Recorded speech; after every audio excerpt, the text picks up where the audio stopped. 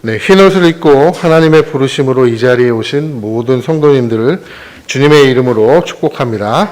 네, 다 같이 일어나셔서 나는 예배자입니다. 찬양하도록 하겠습니다.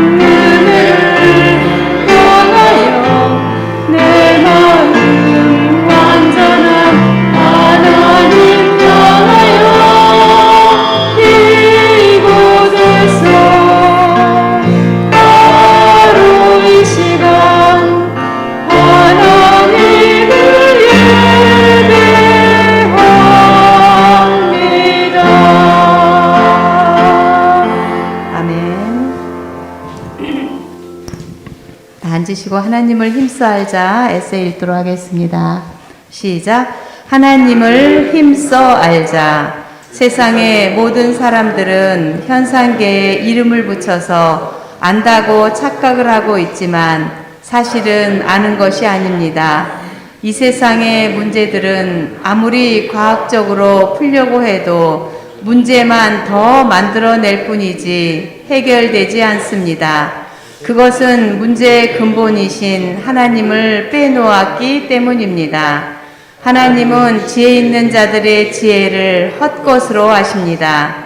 그래서 지혜 있는 자들은 늘 자기 괴일과 자기 죄에 빠지게 됩니다. 안다고 생각했는데 사실은 모르는 것입니다. 모든 현상의 근원은 하나님께로부터 오기 때문에 하나님을 알아야 알 수 있는 것입니다. 하나님을 모르면 아무리 이름을 붙여도 모르는 것입니다. 하나님을 아는 것이 모든 지식의 근본입니다. 하나님을 알기만 하면 어떤 상황이든지 우리는 모든 문제를 다 해결받을 수 있습니다. 아무리 고민해도 하나님을 모르면 해결되지 않습니다. 다른 것을 알려고 애쓰지 말고 힘써서 하나님만 아십시오. 하나님을 알면 어디 가든지 환경의 주인이 되고 인생의 주인이 됩니다. 그러므로 우리가 여호와를 알자, 힘써 여호와를 알자, 우리가 주님을 알자, 애써 주님을 알자.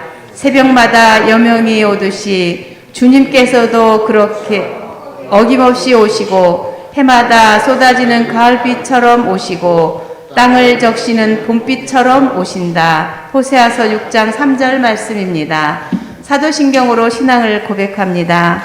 전능하사 천지를 만드신 하나님 아버지를 내가 믿사오며 그 외아들 우리 주 예수 그리스도를 믿사오니 이는 성령으로 잉태하사 동정녀 마리아에게 나시고 본디오 빌라도에게 고난을 받으사 십자가에 못 박혀 죽으시고 장사한 지 사흘 만에 죽은 자 가운데서 다시 살아나시며 하늘에 오르사 전능하신 하나님 우편에 앉아 계시다가 저리로서 산자와 죽은 자를 심판하러 오시리라. 성령을 믿사오며 거룩한 공예와 성도가 서로 교통하는 것과 죄를 사하여 주시는 것과 몸이 다시 사는 것과 영원히 사는 것을 믿사옵나이다. 아멘.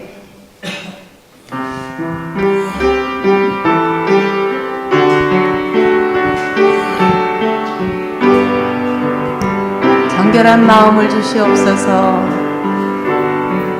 정결한 마음 주시옵소서. 오 주님,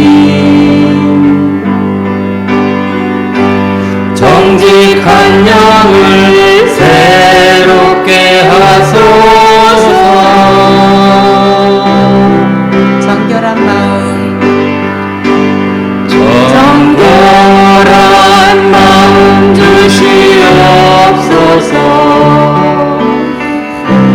오 주님, 정직한 영을 새롭게 하소서.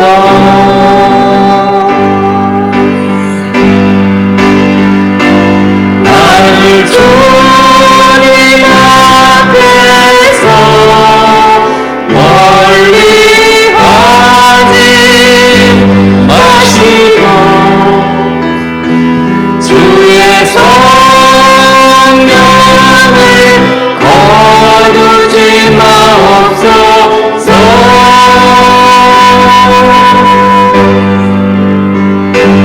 그 구원의 기분 다시 회복시키시고 변치 않는 마음 내 안에 주소서. 나를 주님 앞에서 멀리하지 마시고 나를 주님 앞에서 멀리 하지 마시고 주의 성령을 거두지 마옵소서.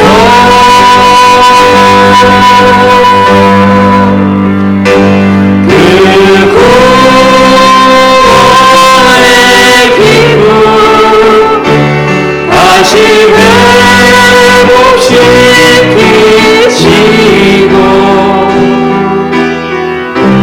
변치 않는 마음 내 안에 주소서. 정결한 마음, 정결한 마음 주시옵소서. 오 주님, 정직한 영을 새롭게 하소서. 다시 한번 정결한 마음, 정결한 마음 주시옵소서. 오 주님, 정직한 영을 새롭게 하소서.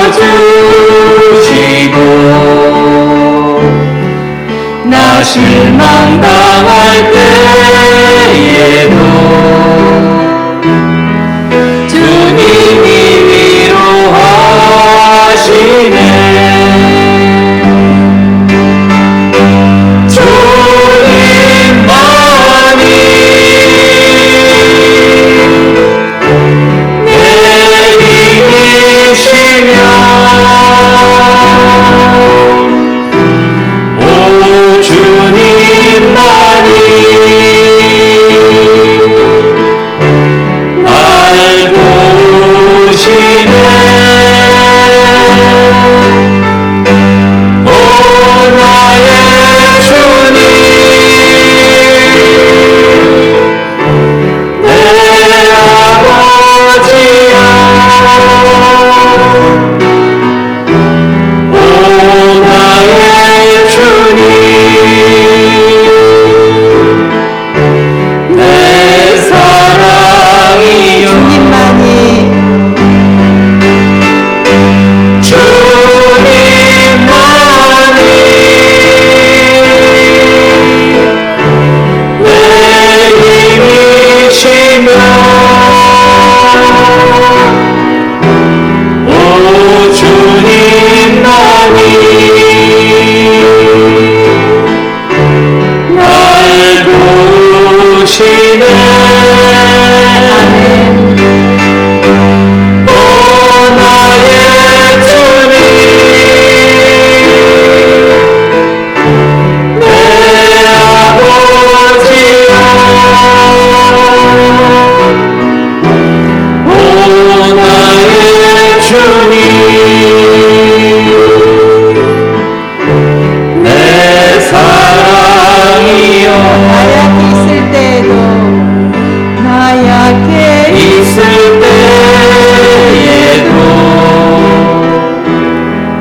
주님이 함께 계시고 나 소망이 잃을 때에도 우리 주님이 주님은 내게 오시네 내가 시험 당할 때에도 시험 당할 때에도 주님이 지켜주시고 나 실망 당할 때에도 주님이 위로하시네 아멘 주님만이 내 힘이시며 오 주님만이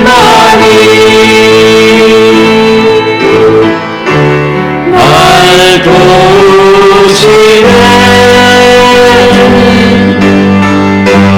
오 나의 주님 내 아버지여 오 나의 주님 내 다 같이 고백합니다. 사랑이여 그분을 고백합니다. 주님만이 주님만이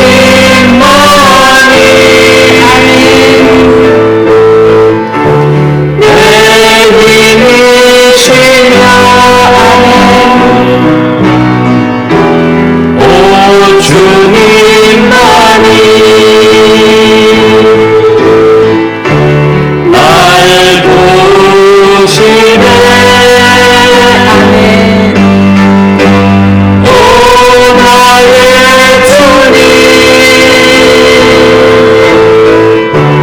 내 아버지여 오 나의 주님 내 사랑이여 아멘. 오늘은 찬송가 한 곡을 배워보려고 합니다. 찬송가 615자입니다.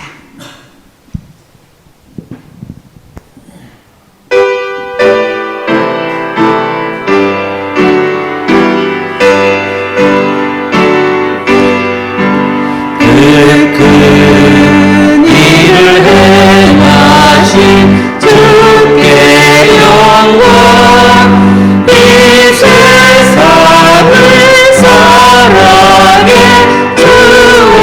주오셨네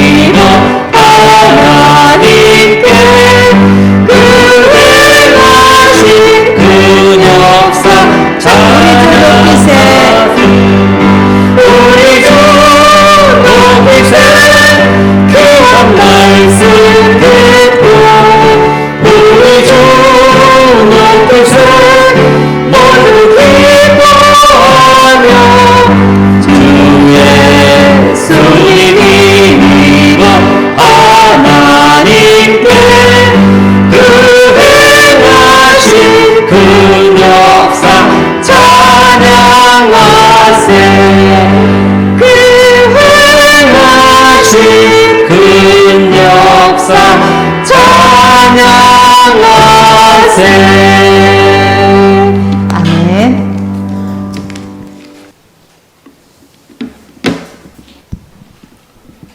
다 같이 기도하겠습니다. 우리의 능력이 되시는 여호와 하나님, 저희를 죄와 사망 가운데서 인도하여 내시고 이렇게 주의 날에 예배의 자리로 모이게 하시니 여호와께 감사와 찬양을 올려드립니다. 이 시간도 저희들을 건지시며 구원하심을 믿고 예배하오니 성령님 이 자리에 함께하여 주시옵소서.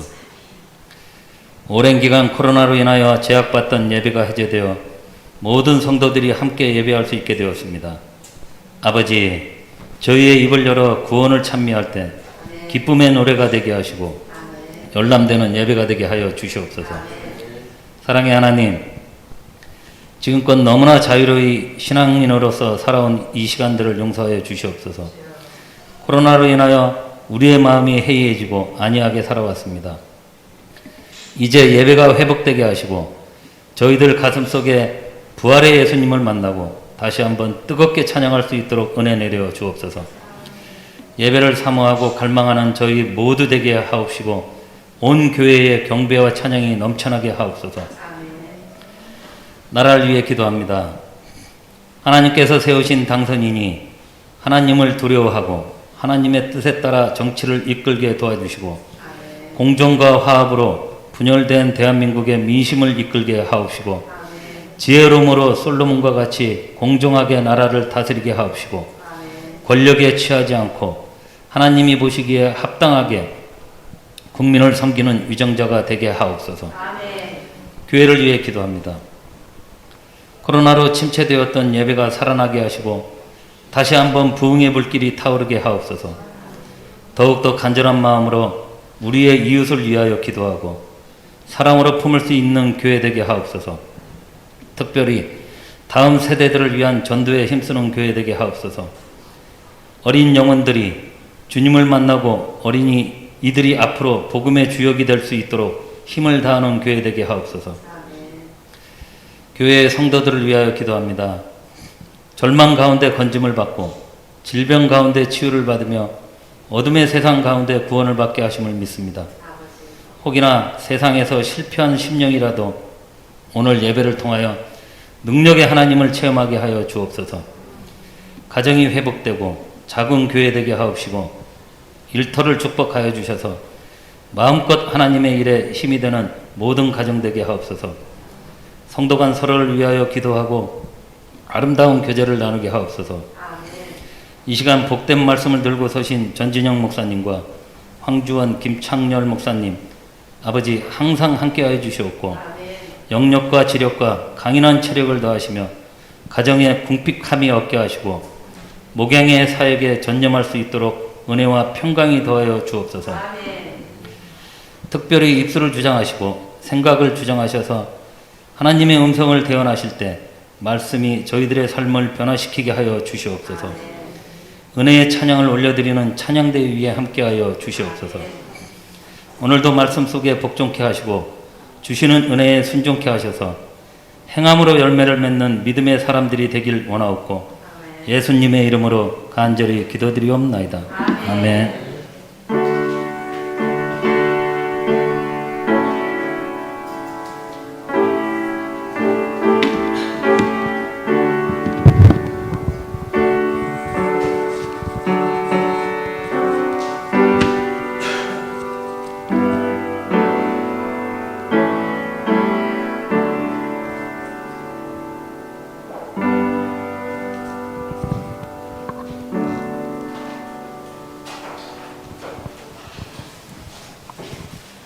오늘 하나님 말씀을 봉독하겠습니다. 오늘 말씀은 요한계시록 9장 1절에서 12절 말씀입니다. 찾으신 줄 알고 봉독하겠습니다. 다섯째 천사가 나팔을 불었습니다. 내가 보니 하늘에서 땅에 떨어진 별이 하나 있는데 그 별은 아비소스를 여는 열쇠를 받았습니다. 그 별이 아비소스를 여니 거기에서 큰 용광로의 연기와 같은 연기가 올라왔습니다. 그래서 해와 하늘이 그 구덩이에서 나온 연기 때문에 어두워졌습니다. 그리고 그 연기 속에서 메뚜기들이 나와서 땅에 퍼졌습니다. 그것들은 땅에 있는 정갈이 가진 것과 같은 권세를 받아 가지고 있었습니다. 그것들은 땅에 있는 풀이나 푸성기나 나무는 하나도 해하지 않고 이마에 하나님의 도장이 찍히지 않은 사람만 해하라는 명령을 받았습니다. 그러나 그들에게는 사람을 죽이지 말고 5달 동안 괴롭게만 하라는 허락이 내려졌습니다. 그것들이 주는 고통은 마치 정갈이 사람을 쏠 때와 같은 고통이었습니다. 그 기간에는 그 사람들이 죽으려고 애써도 죽지 못하고 죽기를 원해도 죽음이 그들을 피하여 달아날 것입니다. 그 메뚜기들의 모양은 전투 채비를 한 말들과 같고 머리에는 금 면류관과 같은 것을 쓰고 그 얼굴은 사람의 얼굴과 같았습니다. 그리고 그것들은 여자의 머리털 같은 머리털이 있고 이빨은 사자의 이빨과 같고 쇠려된 가슴마귀와 같은 가슴마귀를 두르고 그 날개 소리는 마치 전쟁터로 내닫는 많은 말이 끄는 병거 소리와 같았습니다. 그것들은 정갈과 같은 꼬리와 침이 달려 있었는데 그 꼬리에는 5달 동안 사람을 해할 수 있는 권세가 있었습니다.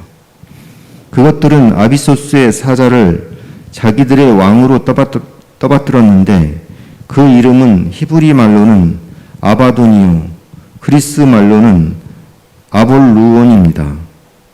첫째 재앙이 지나갔습니다. 그러나 아직도 2가지 재앙이 더 닥쳐올 것입니다. 아멘.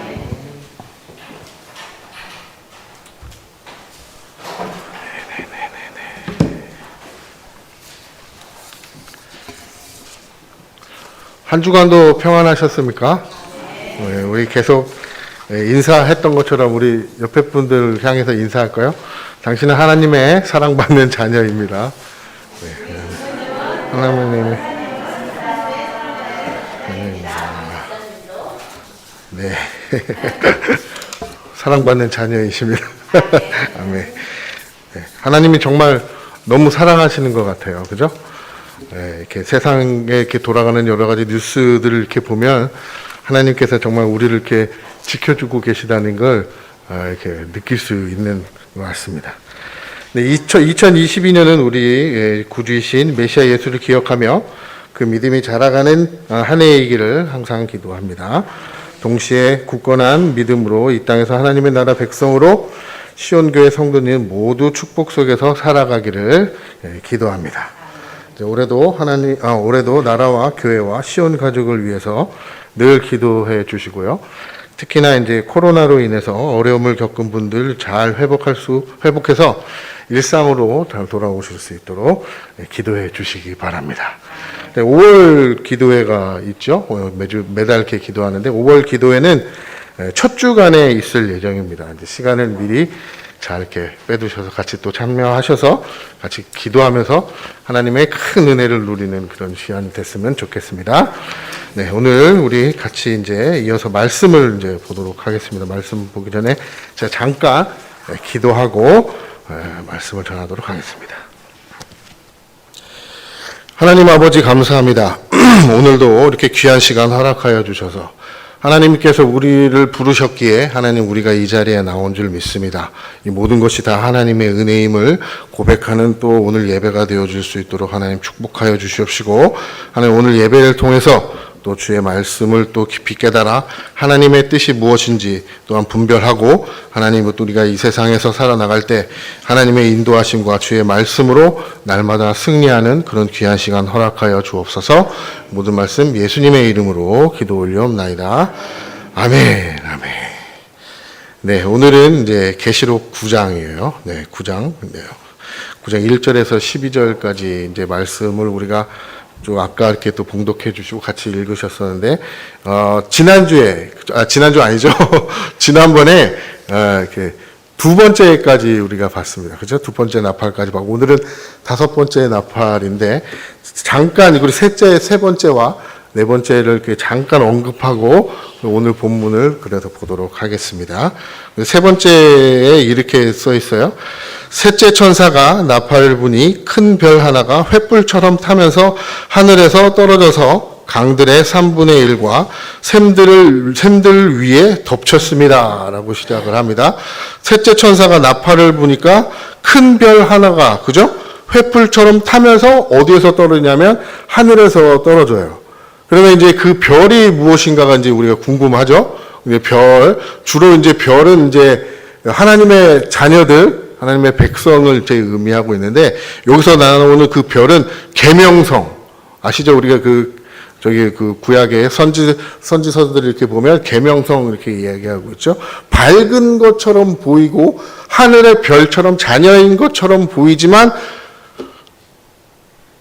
숨어 있는 거죠. 몸을 변형해서 마치 하나님의 자녀인 것처럼 하는 그런 사탄의 모습을 나타내고 있습니다. 그 별이 이제 이 땅에 떨어져요. 이 땅에 떨어지니까, 이 강에 떨어지니까 강의 3분의 1에 이제 깨지는 거죠. 그러면서 11절에 이렇게 이야기합니다. 그 별의 이름은 쑥이라고 합니다. 그 별 이름이 쑥이래요. 근데 이 쑥이라는 게 우리가 흔히 먹는 그 쑥을 이야기하는 거예요. 그러니까 우리 번역할 때 그렇게 이야기하는 거예요. 그 쑥을 가지고 번역을 한 거라 그 말인 거예요. 번역의 내용이 이게 쓰다라는 의미인 거예요. 쓰다라는 의미로 쑥을 썼는데 이게 제가 이해가 안 되는 거예요. 그걸 왜 번역을 쑥이라고 했는지 이해가 안 되는 거예요. 그 번역하시는 분이 그 쑥을 싫어했나 봐요. 그 쑥을 먹으면서 썼나 봐요. 쑥이 쓰지 않잖아요. 왜 안 쓰던데? 그래서 제가 그 국어 사전 찾아봤어요. 이 도대체 쑥에 다른 의미가 있나? 없어요. 다른 의미가 하나가 뭐가 있냐면 조용히 들어올 때 이렇게 쑥 들어온다. 그 의미와 우리가 그 먹고 있는 그 쑥이에요. 그러니까 쓰다라는 걸 썼어요. 근데 이거를 헬라어로 보면 압신도스를 번역한 거예요. 그러니까 압신도스가 뭐냐면 쓰다. 쓴맛을 이야기하고, 이게 재난, 그걸 이야기하는 거예요. 그래서 쑥이라고 했습니다. 그래도 왜 쑥인가 의문점을 가지실까봐 제가 혹시, 말씀을, 그게 중요한 건 아니니까요. 네, 쓰다라는 의미예요, 쓰다란. 그래서 뭐라고 얘기하냐면, 그래서 그 물의 3분의 1이 쑥이 되고, 많은 사람들이 그 물을 마시고 죽었습니다. 그 물이 쓴 물로 변하였기 때문입니다. 라고 얘기해요. 그래서 어떻게 보면, 쑥참은 왠지 죽을 것 같지는 않은데, 그죠? 이렇게 번역을 해서 조금 이제 헷갈리기는 하는데, 쓰다라는 거예요. 그러면 죽는다는 거예요. 그거 먹고 많이 죽었어요. 그러면 여기 이 말씀과 우리가 비교하는 그 말씀이 있어요. 어디일까요? 그렇죠. 마라의 쓴물 우리가 보는 거예요. 제가 출애굽기 15장 22절에서 말씀을 이렇게 쭉 한번 찾아봤는데 읽어드릴게요. 마라의 쓴물 그 사건을 이야기합니다. 마라의 쓴물 사건은 뭐냐면 이제 출애굽을 해요. 이스라엘 백성들이 하나님의 인도하심으로 출애굽을 해가지고 쭉 광야에 들어오는 그 상황에서 갈증을 느낀 거예요. 그러니까 목마른 거예요. 배고프기도 하고 목도 마르고 그런 상황에서 어떻게 했습니까? 이스라엘 백성들이 원망했겠죠. 불평하고 왜 나한테 왜 여기 와서 죽게 하느냐. 그런 상황에서 이제 물을 마시게 되는데 그 마라라는 그 지역에서 물을 마시는데 그 물이 써요. 그러면 하나님이 이 말씀을 읽으면서 좀 희한한 게 하나님께서 왜 물을 준비하라고 하지 않으셨을까? 그 먹을 것들은 왜 준비하라고 하지 않으셨을까? 전 그거 읽으면서 되게 의문점이었어요. 마치 하나님이 장난치시는 건가 할 정도로 약 올리시는 건가? 아니면 이게 제가 이제 이스라엘 백성이라는 걸로 이제 감정이입을 하면 너무나도 원망스러워요. 처음에 성경을 읽었을 때는 아니 어떻게 하나님한테 저렇게 원망하나? 그런데 성경을 계속 읽고 묵상하면서 하나님 정말 하나님 맞으신가? 왜 그러시지? 마치 하나님께서 우리를 낚시질을 하시는 것 같아요. 낚는 것 같아요. 이렇게 살살살살 이렇게 하시면서 그런 느낌을 성경을 읽으면서 많이 느껴요. 성경을 읽으시면서 저만 혹시 그렇게 느끼셨는지 모르겠지만 지난번에도 말씀드렸지만 정말 고집불통 영감님인 것 같은 생각이 많이 들었어요. 성경을 읽으면서 어쩌면 저러실 수 있지? 그리고 저 삶을 이렇게 비교해 보면 그런 생각들이 참 많이 들었습니다. 그런데 하나님의 그 깊은 뜻을 이제 알게 되면 그게 하나님의 은혜라는 걸 이제 깨닫게 되는 거죠. 네, 읽어보도록 하겠습니다. 22절, 출애굽기 15장 22절입니다. 모세는 이스라엘을 홍해에서 인도하여 내어 수류 광야로 들어갔어. 그들은 사흘 동안 길 걸어서 광야로 들어갔으나 물을 찾지 못하였다. 마침내 그들이 마라에 이르렀는데 그곳에 물이 써서 마실 수 없었으므로 그곳의 이름을 마라라고 하였다. 그래서 이 마라라는 말 자체가 무슨 뜻을 갖고 있냐면 쓴물이에요. 쓴물. 근데 그 쓴물을 먹으면 어떻게 돼요? 네, 죽는단 말이에요. 물을 찾지 못했는데 물을 찾았어요. 근데 그걸 막상 먹었더니 쓴물이에요. 이 지구상에 있는 모든 물 많죠? 물 엄청 많습니다. 바다에도 물 있고, 강에도 물 있고, 뭐, 시내에도 물 있고, 그죠? 물이 엄청 많아요. 근데 그 물을 먹으면 어떻게 돼요? 죽어요. 강에 있는 물 그냥 퍼서 한번 드셔보셨나요? 죽습니다.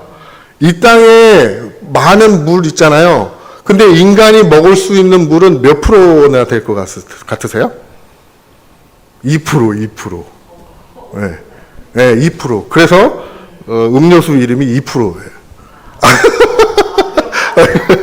우리 인간이 먹을 수 있는 물은 2%밖에 안 된다는 거예요.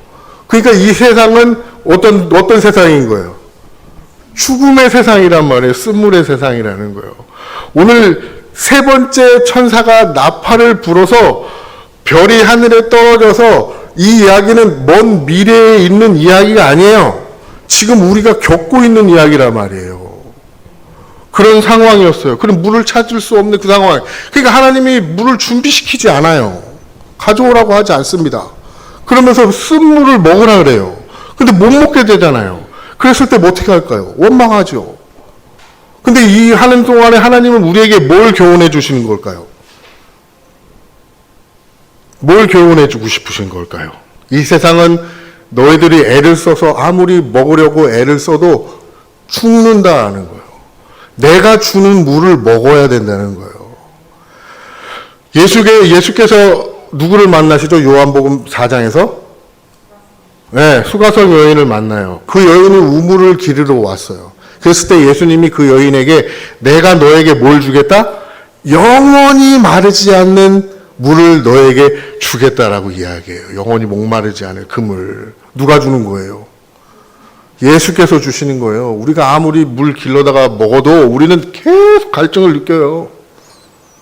이 세상의 물은 아무리 좋은 물, 깨끗한 물, 정수되어진 물 먹어도 에비앙 뭐 이런 거 먹어도 비싼 물 우리는 갈증을 느낄 수밖에 없어요. 누가 주시는 물을 먹어야 돼요? 예수께서 주시는 그 물을 먹어야 되는 거예요. 그래서 24절에서 쭉 말씀하고 있습니다. 24절, 출애굽기 15장 24절입니다. 이스라엘 백성은 모세에게 우리가 무엇을 마신단 말입니까? 하고 불평하였어요. 25절, 모세가 주님께 부르짖었습니다. 그때 모세가 이제 하나님께 이제 기도해요. 주님께서 그에게 뭘 보여주시냐면 나무 한 그루를 보여주셔요. 네, 나무 한 그루 보여주시고 그가 그 나뭇가지를 꺾어서 물에 던지니 그 물이 단물로 변하였다.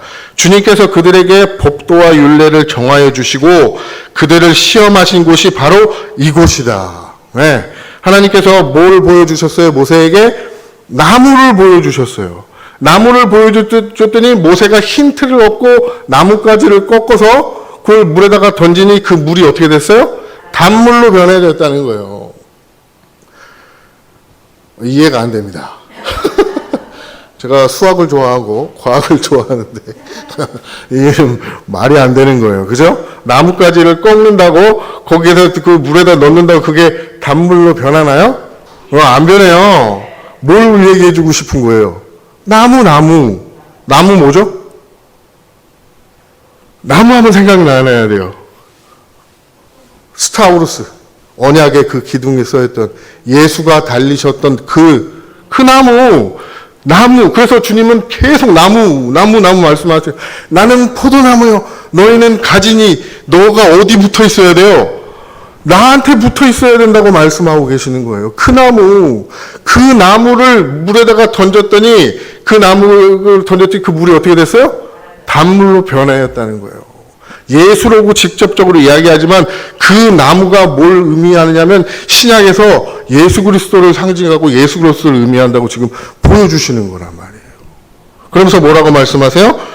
그 단물이 변하였다. 주님께서 그들에게 법도와 율례를 정하여 주시고, 법도와 율례를 그 마라의 쓴물 그 사건에서 전해 주셨나요? 안 전해 주셨나요? 안 전해 주셨잖아요. 우리가 생각하는 그 법도와 규례는. 그럼 이 법도와 규례는 뭘 의미하는 거예요? 너네들이 살기 위해서 물이 단물로 변하는 건 무슨 법도 때문에? 어떤 법칙 때문에? 그죠? 예수라는 그 그리스도의 십자가라는 그 법칙 때문에, 그 법도로 인해서 살아난다라고 얘기하시는 거예요. 그물이란 말이에요. 그물. 우리는 그래서 그물을 날마다 드셔야 돼요. 먹어야 되는 거예요. 아니요. 날마다 드시면 안 돼요. 한 번만 드시면 됩니다. 날마다 드시면 예수를 계속 죽이는 거니까. 한 번만 드시면 됩니다. 한 번 그 물 먹으면 이제는 영원히 목마르지 않은 거예요. 영원히 목마르지 않은데 목마르잖아요. 왜요? 우리는 이 땅에 속해 있기 때문에 그래요. 그래서 우리는 항상 어디를 기대하고 사는 거예요? 그 나라, 하나님의 나라, 그 하나님이 계신 그 곳을 생각하면서 이 땅에서 삶을 살아가시는 거란 말이에요. 이게 세 번째 천사가 했던 거예요. 그 출애굽기 상황과 지금 상황에서는 차이점이 뭐죠? 하나님께서 하나님의 백성에게는 그 법도로 하나님이 한번 주셨기 때문에 이제는 더 안 주시는 거예요. 그래서 그걸 모르는 사람들은 어떻게 돼요? 떨어진 물을 먹고 죽는 거예요. 죽는 거. 이게 세 번째 재앙이 우리에게 전해주시는 메시지란 말이죠. 그럼 네 번째 보도록 하겠습니다. 네 번째는 흑암입니다. 12절에 8장 12절 요한계시록 8장 12절에 나오는데 읽어보도록 하겠습니다. 넷째 천사가 나팔을 부니 해의 3분의 1과 달의 3분의 1과 별들의 3분의 1이 타격을 입어서 그것들의 3분의 1이 어두워지고 낮의 3분의 1이 빛을 잃고 밤도 역시 그렇게 되었습니다. 자, 이것도 말씀드리지만 먼 미래에 앞으로 있을 어떤 일이 이야기하는 게 아니에요. 지금이 어떤 상태라고 얘기하는 거예요? 흑암이라고 이야기하는 거예요. 지금이 흑암이에요. 하나님이 천지를 창조하실 때 이 지구의 배경이 어땠나요? 창세기 1장 2절이에요. 땅이 혼돈하고 공허하며 흑암이 깊음 위에 있다. 그럼 이 지구상은 하나님이 창조할 때 어떤 상태에 있었다는 거예요? 어두움의 상태에 있었다는 거예요. 지금은 그래서 어두운 상태예요? 어둡지 않은 상태예요? 어두운 상태예요. 이 온 세상은 어두운 상태예요. 근데 어디에만 빛이 있어요? 하나님의 성전에만 빛이 있어요. 우리에게만 그 빛이 임한 거예요. 그리고 이 외의 세상들은 다 어떻다는 거예요? 어두움이라고 얘기하는 거예요. 그래서 어둡다를 항상 말씀하고 계시는 거예요. 근데 그 어두움 가운데 첫째 날 하나님이 뭘 창조하세요? 빛을 창조하시는 거예요. 이게 지금 하나님의 재창조를 다시 한번 보여주시는 거고 이 땅의 상태를 보여주시는 거예요. 그래서 여러분들이 어두운 상태인 세상을 보는 것이 아니라 빛이신 누굴 봐야 되는 거예요? 예수 그리스도를 봐야 되는 걸 오늘 또 말씀하고 계세요. 세상은 어둡다라고 말씀하고 계시는 거란 말이에요. 예수님이 그 언약의 기둥이신 그 십자가에 달렸을 때 한 번 보여주셨어요. 세상이 어떻게 되죠? 깜깜해집니다. 어두움이라는 걸 거기서 보여주시는 거예요. 그래서 빛이신 그 예수가 어두움으로 죽으심으로 말미암아 부활하셔서 그때 드디어 빛이 이 땅에 밝혀지는 거예요. 이 땅에 밝혀지는데 이 땅 전체에 밝혀지는 건가요? 아니에요. 누구에게만? 우리에게만. 그래서 우리에게 뭘 입혀주셔요? 흰 옷을 입혀주시는 거예요. 흰 옷을 입혀주시는 거예요. 여러분 항상 그분 바라보며 나아가시기 바랍니다. 그래서 오늘 이 재앙은 지금 원래 있었다는 걸 보여주는 거예요. 그러니까 예수님을 만나고 영접할 당시에 그 사도 바울, 그 당시에도 사도 바울이 어때요? 눈이 멀죠? 네, 눈이 앞이 안 보이는 거예요. 너는 빛인 줄 알고 하나님 일을 지금까지 해왔지만 네가 해왔던 그 모든 것은 어둠이었다는 걸 보여주는 거예요. 진짜 예수를 만나야 어떻게 되는 거예요? 눈이 떠지는 거예요. 눈이 떠지는 거예요. 그래서 앞을 못 보는 자들을 예수님께서 눈을 띄워주시는 거예요. 그리고 듣지 못하는 자의 귀를 열어주시는 거란 말이에요. 이게 하나님께서 우리에게 보여주신 그걸 기적이라고 이야기해요. 근데 우리는 그 기적만 바라보는 거잖아요. 신기하니까. 네. 자, 이게 네 번째까지 상황입니다. 이제 네 번째, 이제 오늘 본문으로 돌아가서, 네, 오늘도 중간에 끝나면 어떡하죠? 네, 네 번째, 오늘 쭉 한번 읽어보도록 하겠습니다. 9장 1절입니다. 다섯째 천사가 나팔을 불었습니다.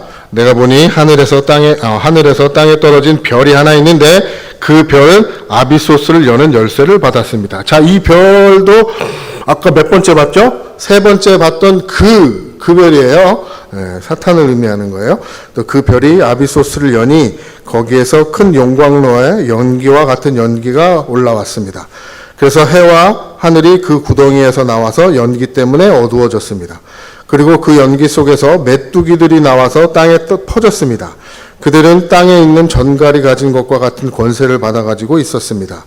그것들은 땅에 있는 풀이나 푸성기나 나무는 해하지 말고 이마에 어디죠? 이마에 하나님의 도장이 찍히지 않은 사람들을 해하라고 명령을 받았습니다. 그죠? 그래서 5절 그러나 그들에게는 사람들을 죽이지는 말고 5달 동안 괴롭게만 하라는 허락이 내려졌습니다. 그것들이 주는 고통은 마치 전갈이 사람을 쏠 때와 같은 고통이었습니다. 그 기간에는 그 사람들이 죽으려고 애써도 죽지 못하고 죽기를 원해도 죽음이 그들을 피하여 달아날 것입니다. 네, 7절서부터 쭉 11절까지 읽어보면 아비소스를 열어요. 별이 아비소스를 여는데 아비소스를 열니까 거기서 메뚜기가 나와요. 그 이제 쭉 읽어보세요. 네, 지금 읽어보시고 댁에 가셔도 읽어보셔도 되고 아까 읽어봤으니까 그 메뚜기에 대한 설명이에요.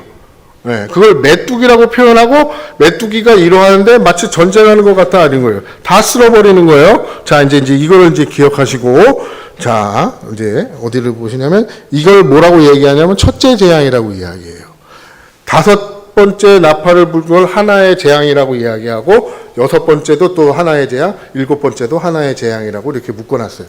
그래서 우리 첫째서부터 5번째까지의 그 나팔은 첫 번째 재앙인 거예요. 그래서 1절을 우리가 다시 보면 1절을 다시 보면 뭐라고 얘기하냐면 이걸 보니 하늘에서 땅에 떨어진 별 하나가 있는데, 그죠? 과거형으로 이야기해요. 아까 떨어진 그 별이에요. 있는데 그 별은 아비소스를 여는 열쇠를 받았다 그래요. 열쇠를 받았으면 누군가가 열쇠를 준 거죠? 그럼 누가 주셨을까요? 이거 되게 중요합니다. 누가 주니까 받았겠죠. 그걸 어디에 나와 있냐면 우리 계시록 1장에서 봤어요. 누가 아비소스의 그 지옥의 문의 열쇠를 가지고 계신지. 계시록 1장 18절입니다. 그러니까 예수님께서 말씀하시는 거예요. 나는 살아있는 자다. 나는 한 번 죽었으나, 그죠? 여기서 알 수 있는 건 내가 한 번 죽었다라는 걸 통해서 이분이 누구신지를 알 수 있는 거예요. 그분이 예수 그리스도죠. 나는 한 번 죽었으나 보아라, 영원 무궁하도록 살아있어서 사망과 지옥의 열쇠를 가지고 있다. 네. 예수 그리스도께서 뭘 갖고 계세요? 네, 사망과 지옥의 열쇠를 갖고 있어요. 이 그러니까 아까는 쑥으로 이렇게 번역을 해놓더니 이거는 또 그냥 아비소스라고 얘기했어요. 네. 이 아비소스는 뭐냐면 무적행, 음부, 그다음에 지옥을 이야기하는 거예요. 네, 지옥을 문을 열쇠를 누가 갖고 계셨냐면 예수 그리스도께서 갖고 계시다가 누구에게 준 거예요? 그 별에게, 떨어진 별에게 주었더니 그 별이 그 열쇠를 받아가지고 어떻게 해요? 열쇠를 가져가지고 그 지옥의 문을 열어요. 2절을 보니까. 그 별이, 아비소스를 여니 거기에서 큰 용광로의 연기와 같은 연기가 올라왔습니다. 그래서 해와 하늘이 그 구덩이에서 나온 연기 때문에 어두워졌습니다. 그 연기 이렇게 되어 보면 우리가 생각해야 될 부분이 어디냐면 소돔과 고모라예요.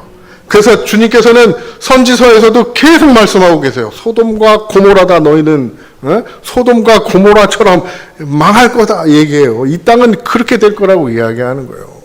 소돔과 고모라를 또 인식하게 되는 거예요. 하나님의 심판이란 말이에요. 그럼 그 열쇠를 이 땅을 심판한 지난번에도 말씀드렸지만 하나님께서 하신다는 거예요. 하나님께서. 그래서 연기에 어두워졌습니다. 그리고 그 연기 속에서 뭐가 나와요? 메뚜기들이 나와서 땅에 퍼졌습니다. 그것들은 땅에 있는 전갈이 가진 것 같은 권세를 가지고 있었습니다. 근데 딱 봤더니 되게 두렵고 무서운 줄 알았어요. 막 아비소스 지옥문을 열었더니 막 연기가 자욱하고 해도 막 가렸는데 거기서 이제 그 연기 속에서 뭐가 나와요? 메뚜기가 애게 고작 메뚜기야? 왜 메뚜기냐 이런 거예요. 메뚜기 나오면 되게 친숙한데, 그죠? 이거 볶아 먹으면 저는 안 먹어봤지만 뭐 맛있게 드시는 분들도 계시고 그러던데 메뚜기예요. 왜 메뚜기일까요? 메뚜기가 갖고 있는 의미가 있어요. 이 농사 짓는단 말이에요. 농사 지을 때 진짜 방해되는 그 뭐냐면 해충이 뭐예요? 메뚜기잖아요. 메뚜기가 쓸어버리면 한 해 농사가 어떻게 되는 거예요? 다 망쳐지는 거예요. 우리가 이 땅의 삶의 목적이 뭐예요? 그렇죠? 잘 먹고 잘 사는 거란 말이에요. 어떻게 하면은 더 풍족하게 먹고 어떻게 하면은 더 이렇게 맛있는 거 먹고 잘 살까?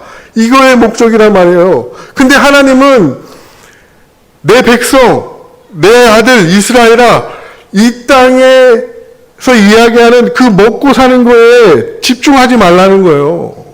그래서 주님이 말씀하시는 거예요. 뭐라고 말씀하세요? 누가 시험해요? 사탄이 시험하잖아요. 그게 사탄의 시험이란 말이에요. 그래서 시험을 이기는 방법 뭐였어요? 떡으로만 살 것이 아니라 하나님의 입에서 나오는 그 말씀으로 산다는 거예요. 그 말씀. 그래서 하나님은 이 땅을 메뚜기로 쓸어버리는 거예요. 근데 아까 7절에서 이후에서 볼 때 그 메뚜기가 전투하는 모습으로 나타나요. 네, 두려운 모습으로 나타난단 말이에요. 쓸어버린단 말이에요. 메뚜기를 조심하셔야 돼요. 하나님이 이 땅에 메뚜기를 보내신단 말이에요. 퍼져서 그는 땅에 있는 전갈과 같은 권세를 가지고 있었습니다. 그 쓸어버리고 그 전갈에 쏘이면 어떻게 돼요? 그 전갈 독에 의해 죽게 되는 거예요. 그래서 예수님이 제자들에게 무엇을 말씀하시냐면 누구의 누룩을 주의하라? 말씀하셨죠? 누룩은 뭐에 쓰는 거예요? 술도 만들지만 빵 만들 때 필요하잖아요. 그죠? 우리가 곡식을 걷어서 그 곡식을 뭐 밥도 그 사람들은 밥 안 해 먹고 빵 해 먹었으니까 빵 먹을 때 어떻게 해요? 누룩을 넣어서 이렇게 부풀려져. 부풀려서 이렇게 부들부들하게 해서 먹잖아요. 그걸 이야기하는 거예요. 누룩도 그 얘기를 하고 계시는 거예요. 누룩을 넣어서 그렇게 부풀려서 이 땅에 먹는 것들을 조심하라.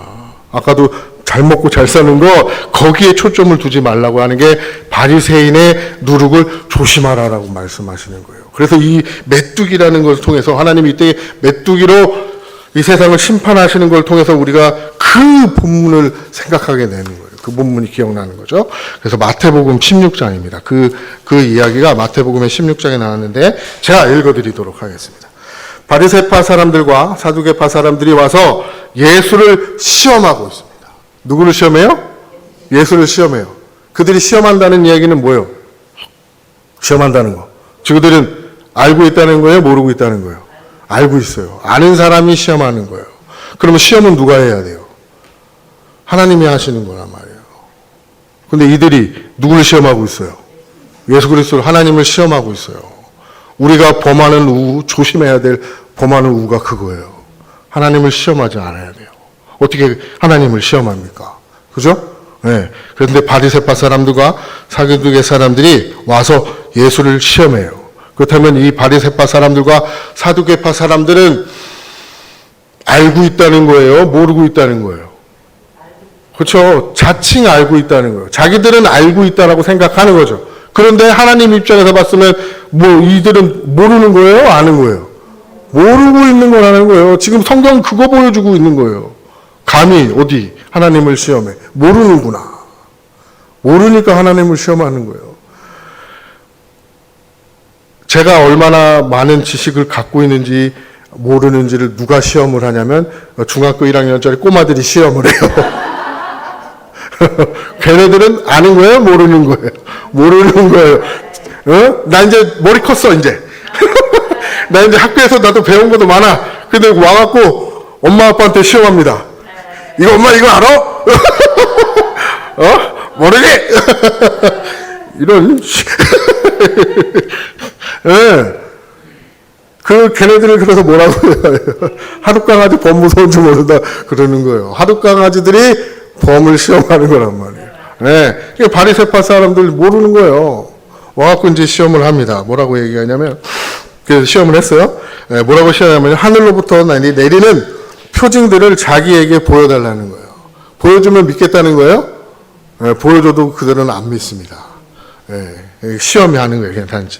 그래서 예수께서 이야기하세요. 예수께서 그들에게 말씀하셨습니다. 너희는 저녁 때에는 하늘이 붉은 것을 보니 내일은 날씨가 맑겠구나 하고 아침에는 하늘이 붉고 흐린 것을 보니 오르는 날씨가 굳겠구나 한다.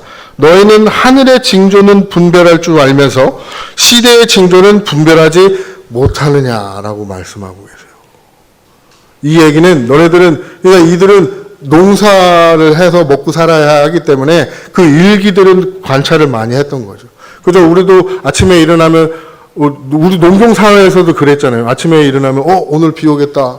그러면 이제 뭐 이렇게 저는 농사를 안 지어봐서 잘 모르겠지만 뭐 이렇게 비설거지도 하고 준비하고 막 하는 거 하잖아요. 그의 중요한 초점은 먹고 사는 거에 대한 달려 있다는 거예요. 그래서 주님은 그걸 책망하고 계세요. 너는 이 땅에서 먹고 사는 거에만 눈이 멀어서 있느냐? 있지. 시대는 분별할지 모르는구나라고 말씀하고 그들은 이제 보내죠. 그러면서 4절에서 주님께서 말씀합니다. 악하고 음란한 세대가 표징을 구하지만, 그죠? 악하고 음란한 세대라고 주님께서 분명히 말씀하고 계세요. 음란하대요. 우리가 생각하는 그 음란이 아니었어요. 하나님은 그들이 음란하다고 이야기하세요. 그들을 음란했나요? 율법 엄청 잘 지켰습니다. 근데 그들을 향해서 주님은 음란하다라고 얘기해요. 음란하다고 얘기하는 건 하나님의 말씀을 잘 몰랐다는 걸 이야기하는 거예요. 그게 음란하는 거예요. 하나님의 말씀을 잘 모르기 때문에 우리는 누굴 따라가지 않아요? 다른 신랑을 따라가요.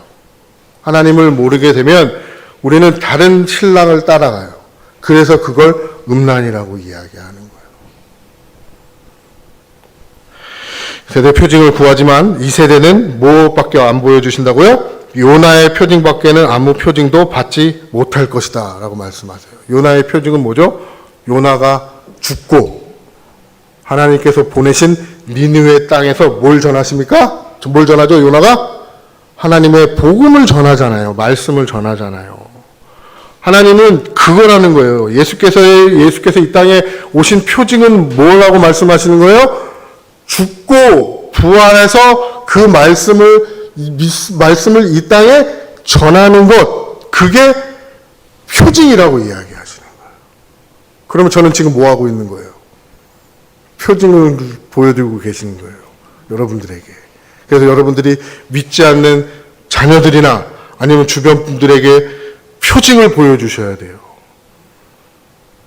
안수해서 막 이렇게 세우고 그런 거 말고. 장풍 써갖고 넘어뜨리고 막 그런 거 말고. 뭘 하는 거예요? 죽어야 돼요, 내가 먼저. 말씀으로 먼저 하나님의 그 십자가에 의해서 죽고 부활해서 그 복음을 증거하는 삶이에요. 말은 잘 전하지 못할지라도 삶으로 보여줄 수 있어요. 여러분 일부러 찾아가서 예수 믿으라고 그냥 반가워하지도 않은데 괜히 옆집 막 문 두들겨가지고 사람들 귀찮게 하지 않으셔도 돼요. 그냥 내 삶 속에서 예수 그리스도가 나타나면 되는 거예요. 근데 내가 나타나려고 애를 쓰지 않아도 내 안에 그리스도가 계시면 나는 그런 삶을 살게 돼요. 그거 느끼셨나요? 예전에는 정말 저도 애를 썼었어요. 어떻게 하면 정말 하나님께 잘 보일까? 무던히 애를 썼어요. 예배도 안 빠지려고 무지하게 애를 쓰고 헌금도 아까운데 헌금도 아까운데 10원까지 다 계산해보고 11조도 한번 드려보고. 근데 그렇게 하지 않아도 정말 내 안에 예수께서 계시면 그렇게 되는 걸 경험하게 되더라는 거예요. 어렸을 때, 제가 잠깐 어렸을 때인데, 잠깐 말씀드리면, 어렸을 때, 저도 진짜 비행을 한번 저지르고 싶어가지고, 중학교 2학년 때, 소위 말해서 비행 청소년, 그 친구들이 있었어요. 근데 걔네들하고 같이 이렇게 놀러 다니기도 하고, 같이 이렇게 친분으로 사귀고 막 다니고 그랬었는데, 얘네들이 결정적인 순간에, 정말 말썽을 피우는 비행을 저지르는 결정적인 순간에 저를 안 데리고 가더라고요. 나는 너무 가고 싶은데 너는 가지 마 이래요. 왜 나를 가지 말라 그러지? 그리고 같이 따라간다 그러면 화를 내요. 너 저리 가. 넌 안 돼. 이런 오지 마. 너 빨리 집에 가. 그리고 걔네들은 비행을 저질러 갑니다. 왜 그런가 그랬어요. 왜 그런가? 모르겠어요. 저 생긴 게 깡다구가 없게 생겼는지 근데 아무래도 왜 그런가 생각을 했었어요. 그러고 나서 예수님을 만나고 알았던 거예요. 아, 나는 하나님께서 인도하시는구나. 지금까지 인도해 오셨구나. 그때도 인도하셨고 지금도 나를 인도하시고, 아, 그러니 앞으로는 하나님이 인도하실까 안 하실까? 인도하시는 거예요. 하나님의 인도하심이더라는 거예요. 내가 애를 쓰지 않아도 하나님께서 그렇게 인도하고 가시더라는 거예요. 이게 은혜라는 거예요. 이게 은혜. 네, 어디까지 하다가 이 얘기를 말씀드렸는지 모르겠지만, 네, 걱정하지 마세요. 애를 쓰거나 그렇게 하지 않으셔도 됩니다. 계속해서 마태복음 16장 5절 읽어드릴게요. 제자들이 건너편에 이르렀는데 그들은 빵을 가져오는 것을 잊어버렸어요. 마침 빵을 가져오는 걸 잊어버렸는데 그 빵은 어떤 빵이냐면 오병이어에 하나님께서 예수 그리스도께서 기적을 베푸셔가지고 남은 그 빵을 이야기하는 거예요. 네, 그 빵을 가져오는 것을 잊었다. 예수께서 그들에게 말씀하셨다. 너희는 이게 아신 거예요. 제자들의 마음을 아시고 주님께서 말씀하시는 거예요. 주님께서 그들에게 말씀하셨다. 너희는 바리새인들의 사람과 사두개 사람들의 누룩을 주의하고 경계하여라 라고 말씀하세요. 이렇게 얘기하니까 제자들이 이게 무슨 말씀인지 알아들었을까요? 못 알아들었어요. 네, 못 알아들었단 말이에요. 그때는 못 알아들어요. 네. 바리새인들과 사두개의 사람의 누룩을 주의하라. 그리고 그때니 그들이 뭐라고 얘기하냐면 서로 수군거리며 말하였다. 우리가 빵을 가져오지 않았구나. 네, 빵을 가지고 오지 않았구나. 우리가 하나님께서 기적을 베푸실 때, 오병이어의 기적을 베푸실 때, 우리도 그 사건을 우리가 성경을 통해서 읽을 때 뭘 돼야 어떻게 이해하셨나요? 아, 하나님께서 우리에게 빵을 먹이시는구나. 먹을 거를 주시는구나. 이렇게 이해가 됐어요. 제자들도 그렇게 이해를 했어요. 그래서 빵을 안 갖고 온 거에 대해서 이야기하고 있는 거예요. 주님은 빵에 대해서 이야기하는 거 아니에요. 생명에 대해서 말씀하신 거였어요. 그래서 먹고 몇 개가 남아요? 얼마큼 남았죠? 12광주리가 남는 거예요. 왜 11가지는 아니고 13가지는 아니고 꼭 12광주릴까요? 12 아들이라는 거예요. 아들. 하나님은 아들을 남기신 거예요. 하늘에 축사하시고 정말 보잘것없는 보리떡 5개, 그리고 부정한 짐승 물고기 2마리, 보잘것없는 것과 부정한 것으로 하나님 예수께서 축사하시니까 뭐가 발생한 거예요? 아들이 되더라, 그 얘기를 하는 거예요. 우리가 그런 아들이 되는 거예요. 우리가 먹을 거는 그 하잘것없는 보잘것없는 그 보리떡이고 물고기였는데 그걸 통해서 주님은 우리에게 뭘 주신 거예요? 생명을 주셨다고 말씀하고 계시는 거예요. 그래서 주님께서는 누룩을 주의하라고 이야기하시는 거예요. 그래서 이 땅에 메뚜기를 보내서 어떻게 하시는 거예요? 다 쓸어버리는 거란 말이에요. 너네들이 정말 내가 사랑하는 내 아들, 너네들이 봐야 할 건 뭘 보라는 거예요? 이 세상의 곡식, 이 세상에 먹을 걸 보지 말고 하늘의 양식인 그 주님을 바라보라. 주님께서 말씀하고 계시는 거란 말이에요. 우리는 그걸 보는 거예요. 하나님이 이 땅에 메뚜기를 보내실 때 하나님 어떻게 우리에게 그런 메뚜기를 보내서 우리 먹을 걸 다 쓸어버립니까? 그걸 보는 것이 아니라 이 땅에서 메뚜기를 보고 곡식을 보는 사람들은 메뚜기에 쓸어버리지만 너희들은 뭘 봐라? 나를 보고 나의 말씀을 들어라. 그게 뭐다? 생명이다 라고 주님 말씀하고 계시는 거예요. 오늘 이 시간 이 말씀을 통해서 하나님께서 주신 그 메시지를 잘 기억하셔서 정말 내가 진정으로 무엇을 추구하고 무엇을 갈구하며 나가야 되는지 오직 예수 그리스도의 그 말씀, 하나님의 그 말씀만 붙들고 나아가며 승리하는 오늘 우리가 되어줄 수 있기를 간절히 바랍니다. 기도하겠습니다. 하나님 아버지 감사합니다. 오늘도 우리에게 이렇게 귀한 말씀을 허락하여 주심을 감사드립니다. 하나님, 우리 이 세대의 징조를 보는 것이 아니라 정말 하나님께서 이 땅 가운데 보내신 그 뜻이 무엇인지를 분별하고 정말 이 땅에서 예수 그리스도의 그 복음을 또한 증거하며 나아가는 우리가 되어줄 수 있도록 하나님 인도하여 주시옵소서. 날마다 주의 말씀으로 정말 승리하며 오직 주님만 바라보고 나아가는 그런 우리가 되어질 수 있도록 이끌어 주옵소서. 함께하여 주심을 감사드리오며 예수님의 이름으로 기도 올려옵나이다. 아멘. 네, 우리 다 같이 봉헌송 내게 주신 주님의 은혜 찬양하시면서 준비하신 헌금 하나님 앞에 올려드리도록 하겠습니다.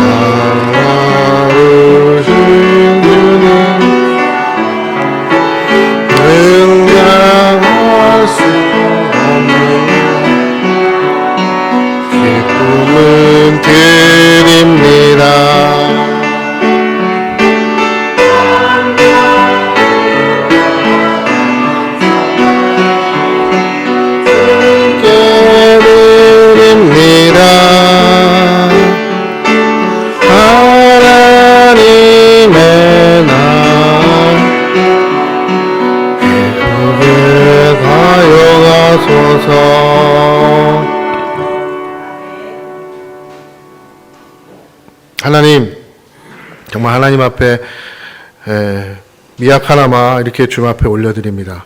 하나님, 이 헌금 주님의 쓰일 때마다 주의 영광 나타날 수 있도록 인도하여 주시옵시고, 하나님 우리에게 또 많은 하나님의 그 크신 은혜를 허락하여 주시옵기를 또한 간절히 바라오며, 또 무엇보다도 주님께서 주신 그 말씀으로 우리가 날마다 또한 승리하는 우리가 되어질 수 있도록 인도하여 주옵소서.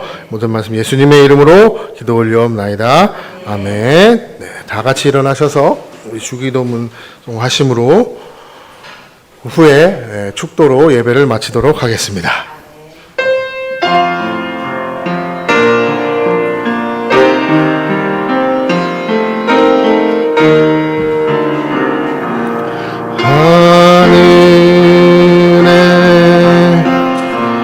계신 아버지 이름 거룩하사 주님 나라 임하시고 뜻이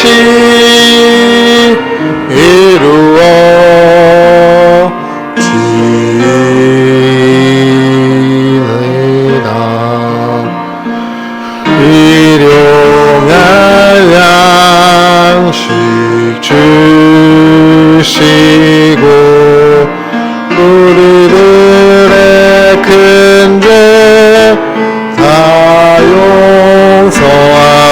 마시고 또 시험에 들게 마시고 악에서 구원하소서. 대개 주의 나라 주의 연세 주의 영광 영원히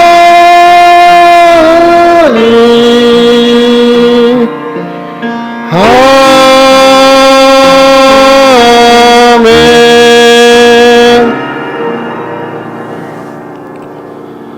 이제는 교회의 머리가 되시는 예수 그리스도의 은혜와 하나님의 사랑과 성령의 교통하심의 은혜가 이곳에 모인 모든 주의 자녀들과 또한 각자의 삶의 자리에서 하나님을 예배하고 하나님을 바라보는 모든 성도님들 가운데 함께 있을지어다.